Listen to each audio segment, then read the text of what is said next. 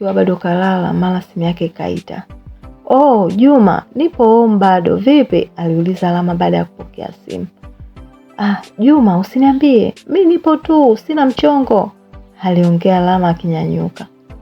"Sawa, dakika 0 nakuja," alimaliza kuongea Lama na simu na kunyanyuka kitandani. Akaenda kuoga na kuanza kujiandaa haraka. Baada ya kumaliza, alimuita mkewe aliyekuwa anaosha vyombo. Akampa pesa ya matumizi na kuondoka. "Kwa hiyo, wao wanaelekea wapi?" aliuliza Lama baada ya kufika kijiweni.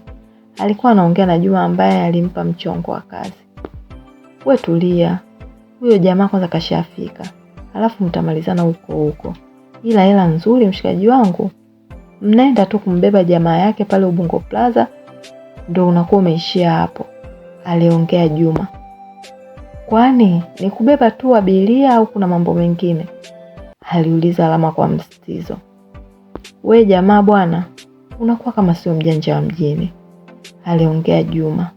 Mara wakati wanaendelea na mazungumzo, kuna jamaa mrefu mweusi hivi alivaa kofia aina ya kepu aliyoishusha mpaka machoni. Ni kama hakutaka kutambulika hivi. "Twende," aliongea kwa lafudhi ambayo Lama hakuielewa vizuri. Safari ilianza. Ulikuwa ni mwendo wa ukimya. Lama akakumbuka akuuliza wanapoelekea ni wapi. Ingawa alikumbuka Juma alimwambia huyu mtu anaenda Ubungo Plaza. Akaona sio mbaya akiuliza tena. "Plaza, tunaenda mpaka wapi?" aliona aulize tena. "Ubungo Plaza," alijibu yule jamaa. Yule jamaa alikuwa busy na simu muda wote.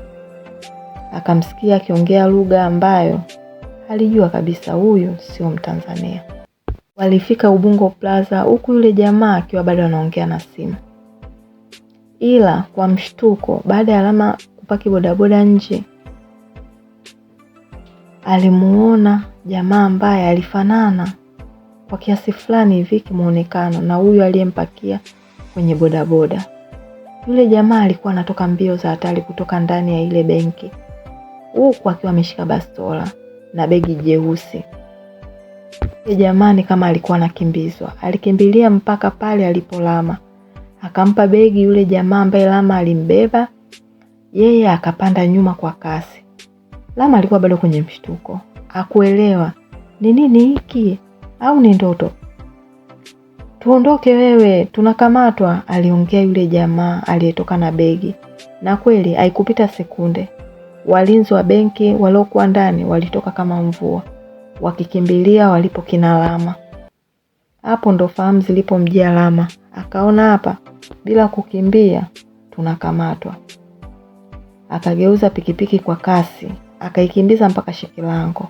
Akaingia barabara ya Sinza, akakata kushoto kuelekea Tandale. Akaanza kuingia uchochoro kwa uchochoro. Mpaka alipoona sasa wamefika sehemu salama, akapaki bodaboda. Akashuka. "Nyie washikaji mmezingua sana, yani mmezingua, mimi na wamind mmezingua," aliongea Lama kwa hasira baada ya kupaki bodaboda yake na kushuka chini. "Lakini mujamaa, yule mwenzako hajakwambia? Mbona tumempanga kila kitu na ndio yeye kasema wewe utatufaa kwa kazi yetu? Ina maana yeye hajakwambia?"